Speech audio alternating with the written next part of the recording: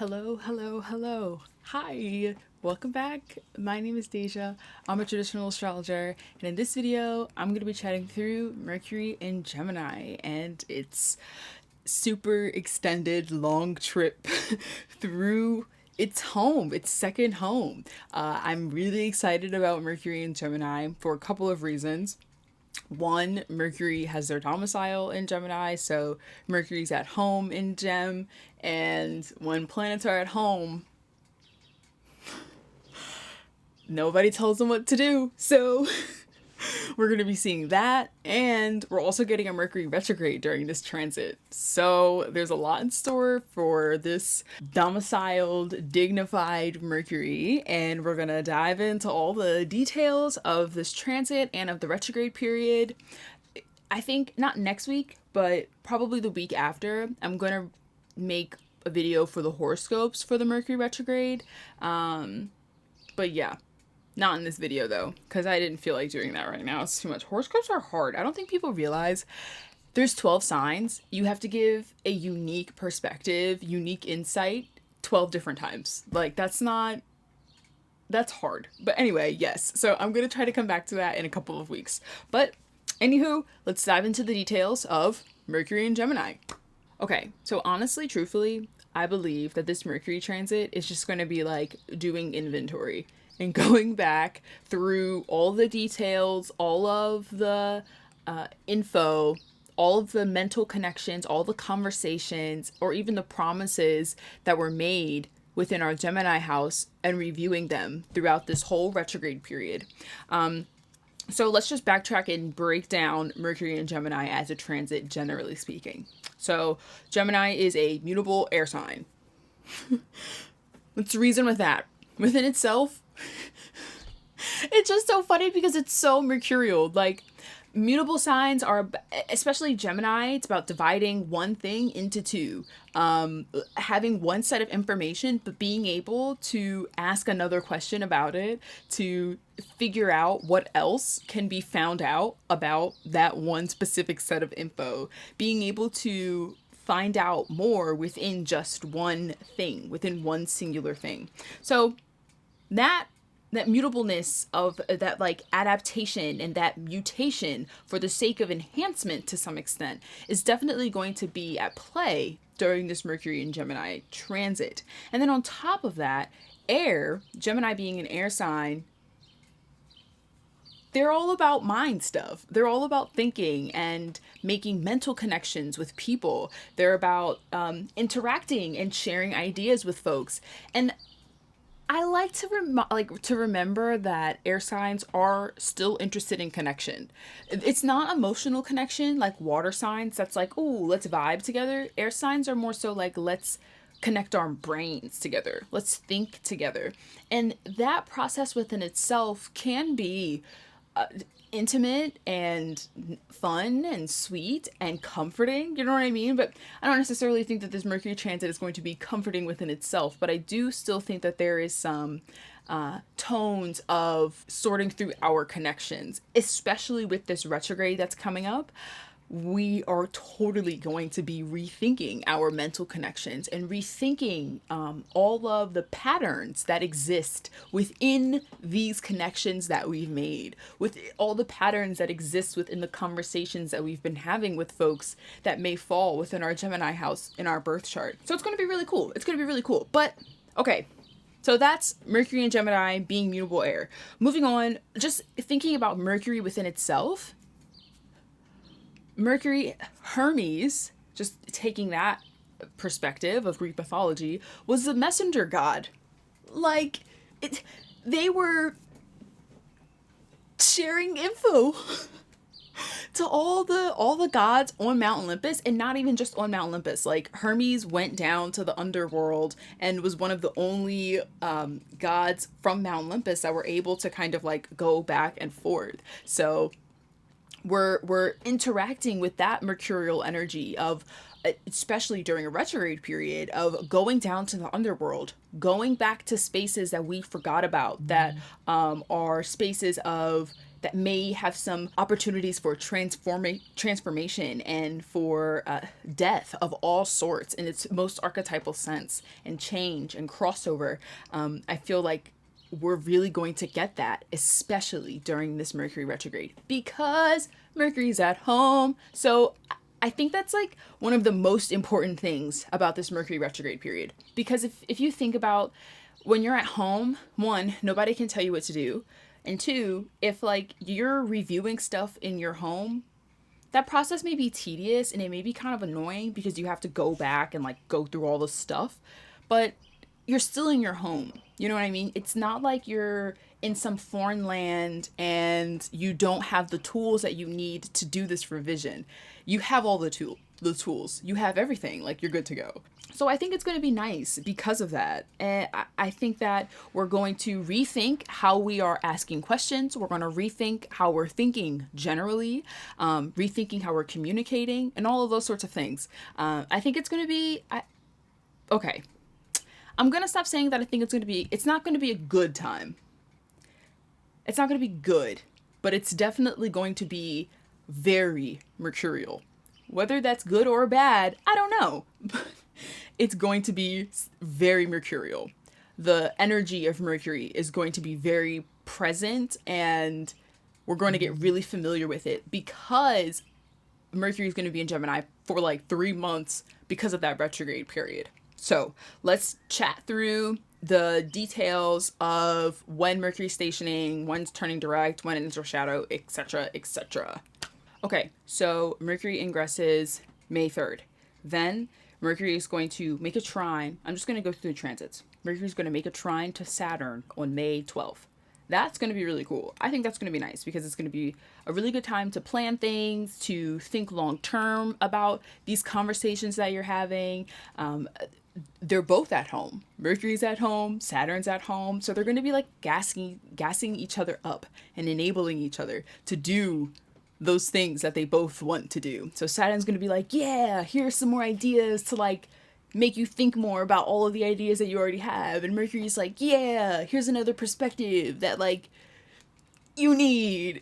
I don't know, it's going to be cool. And it's a trine. So that's why I'm like, it's going to be more positive than it would be negative. Positive, once again, they're just, Mercury and Saturn are gassing each other up. Whether that's good or bad,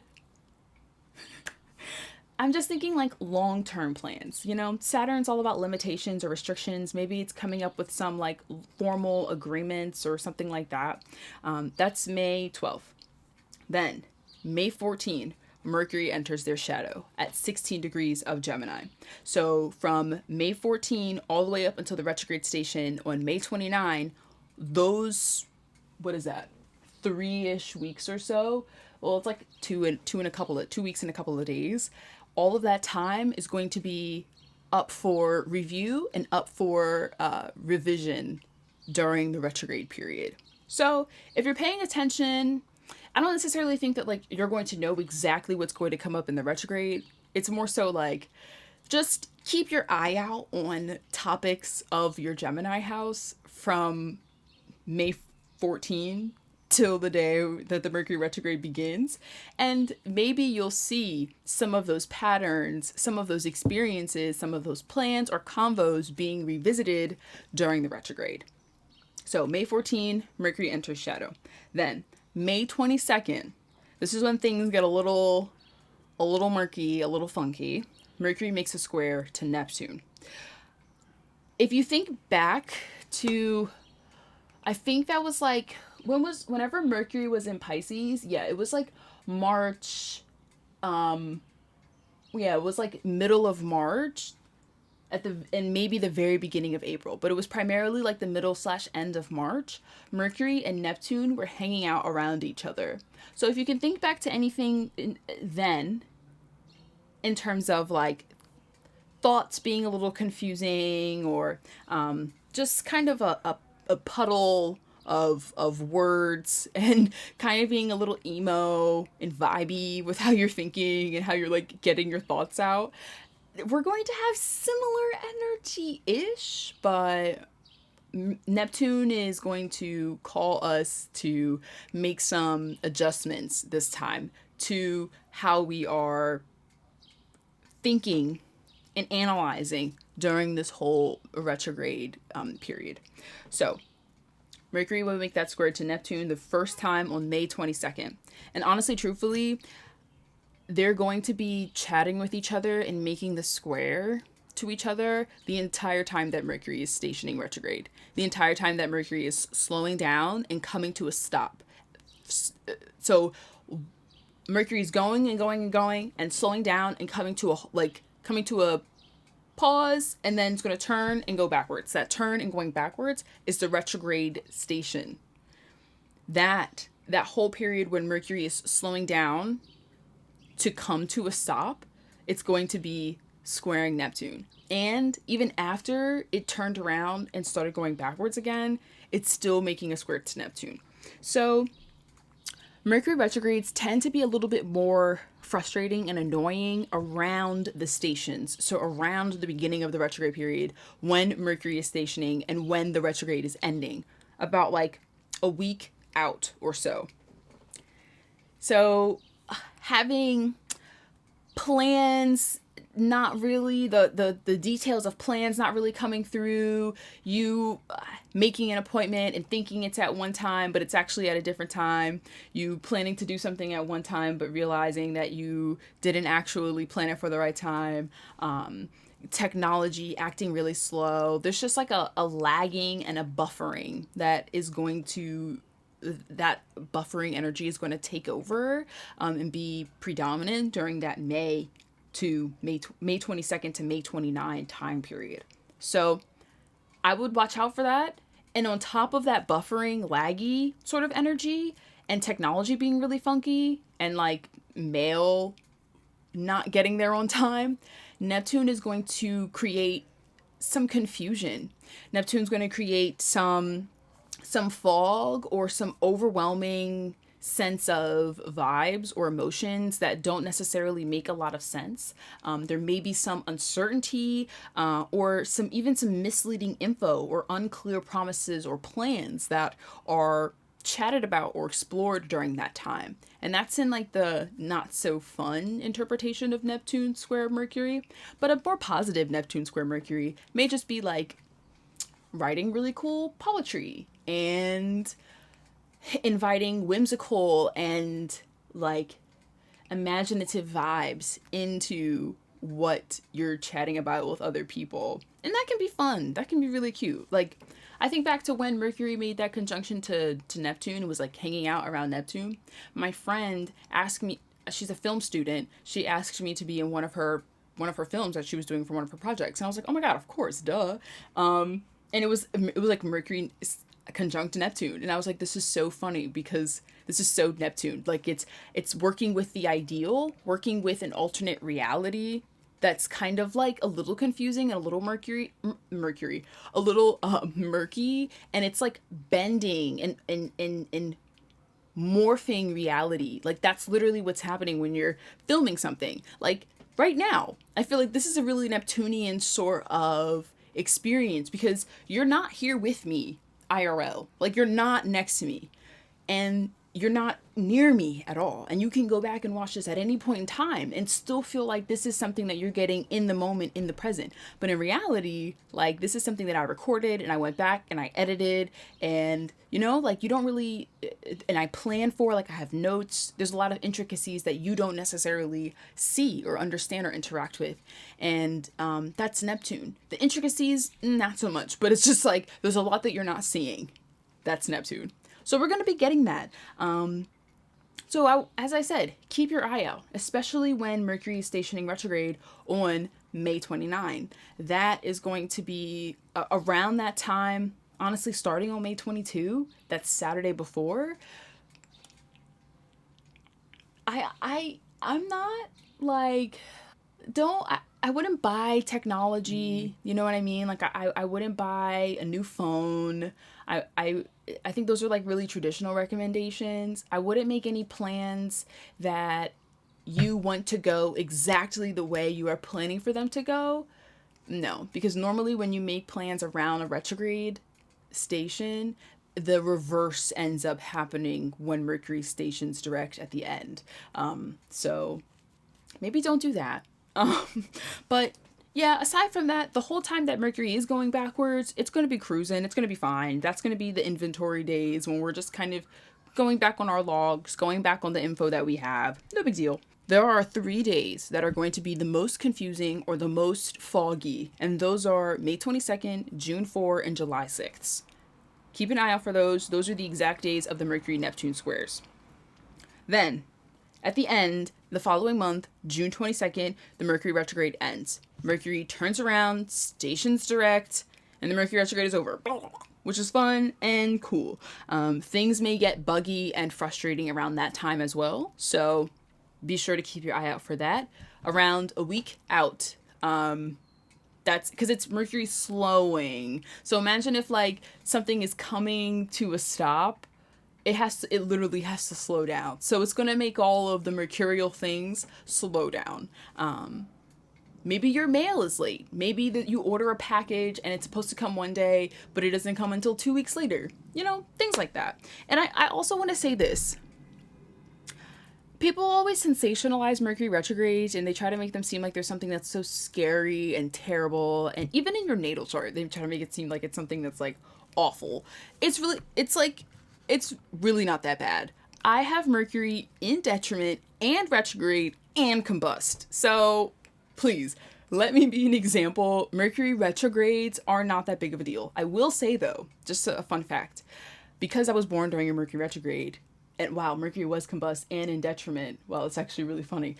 My birth time on my birth certificate is wrong. Wow, that's actually hilarious.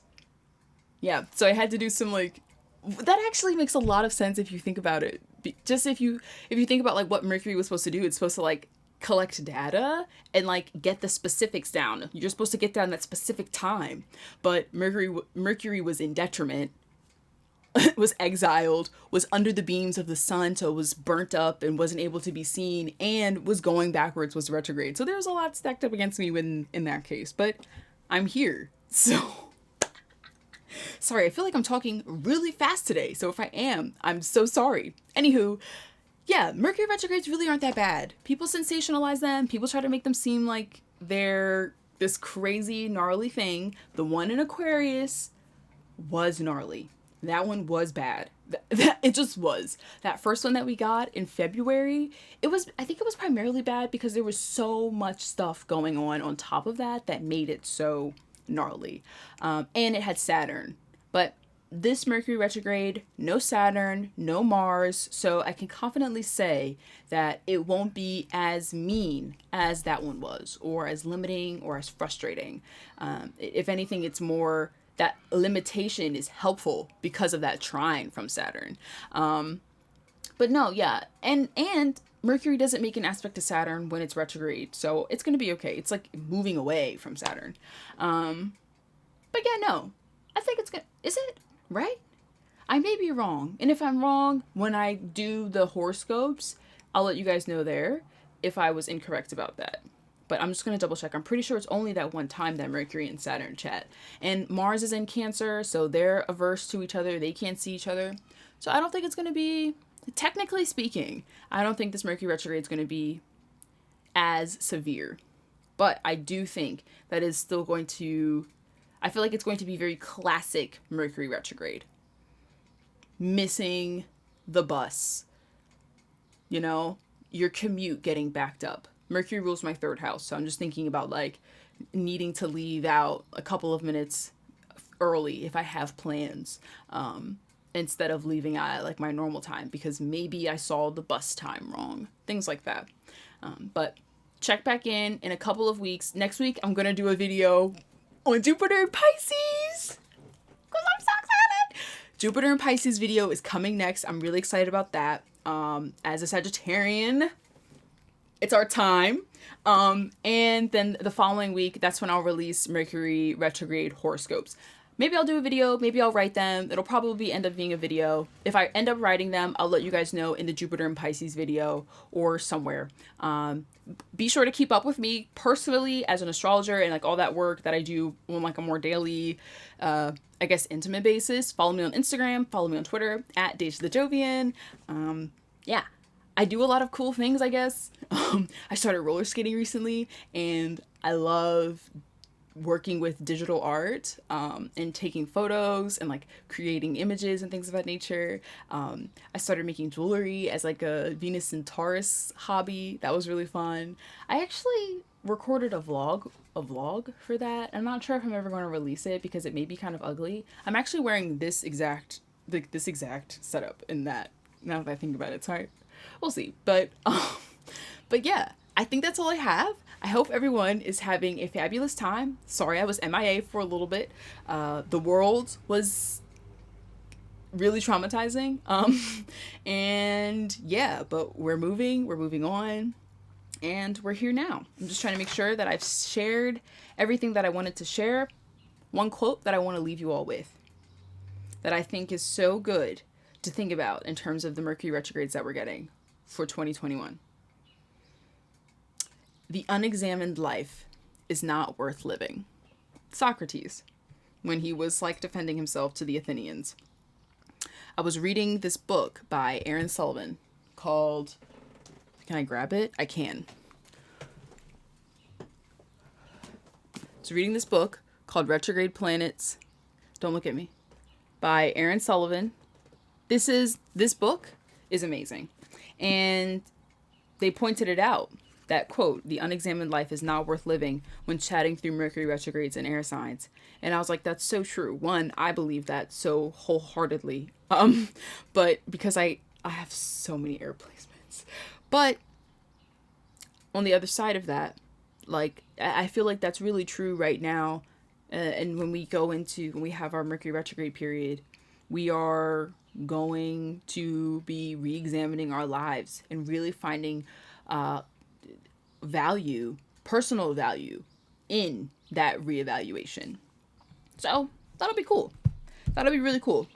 But yes, okay. So I hope everyone has did I tell you guys when Mercury's going to leave Gemini? No. Mercury retrograde ends June 22, and then Mercury leaves Gemini in July 11th, and then ingresses into Cancer. Sorry, I lost that bit of detail. Mercury retrograde in detriment, under the beams. I am the epitome of that. No big deal. But yes, so I'll catch you guys here next week. And if I need to revise anything, like give you guys more details on this retrograde period, then I will in the horoscopes in a couple of weeks. Have a great week or a great day, whatever. Bye.